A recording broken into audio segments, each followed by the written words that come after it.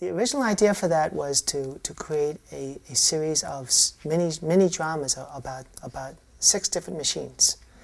It'll be a helicopter, a tugboat, a fire engine, cement mixer, and each story is played out across 3 different spreads. The first page essentially is an introduction to the machine, and then the second one you're presented with a problem. Now when I work on a book like that, it's really hard for me to visualize it because it's a fold-out book, and so I had to create something called a dummy. And this is an example of a late version of the dummy because I was working out a lot of the color illustrations for this. I make it this small because I really want to have it handy, and I like the feeling of it when it's small. I think this should appear on eBay somewhere.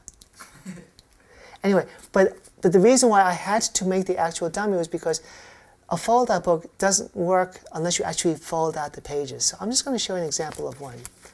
In this one, you see I have the backhoe backing up into a garden. And you see just the beginnings of the flowers here, and it reads, "A backhoe pulls up to the flowering garden." And then it reads that the backhoe is digging a big hole, and it's something to the effect of, "Oh no, are they going to take the flowers away?" So now the left-hand page is actually going to be the same. It's the right-hand page that will open up to reveal the surprise. Then when you open it up, you realize that it's not taking away the flowers, it's actually digging a hole for these new crabapple trees. And then the story reads, "Hooray, the flowers are safe." So it's really that whole idea. If you have a machine, you have a problem, then you have a surprise.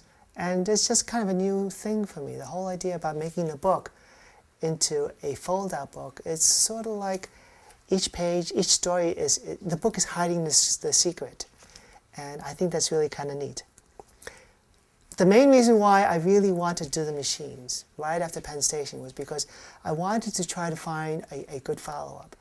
And one night I read old Penn Station to my son Timmy, and after the book was done, and it ends very sadly because they tear down Penn Station, and Timmy says to me, "Dad, why are your books always so serious?"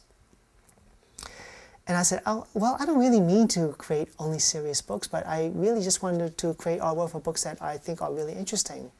I mean, I like funny books, but I just don't think I'm the right kind of artist for that." And Timmy goes, "But Dad, you're really funny sometimes." So then I said, gosh darn it, the next book is going to be fun. And so my plan was to do something fun.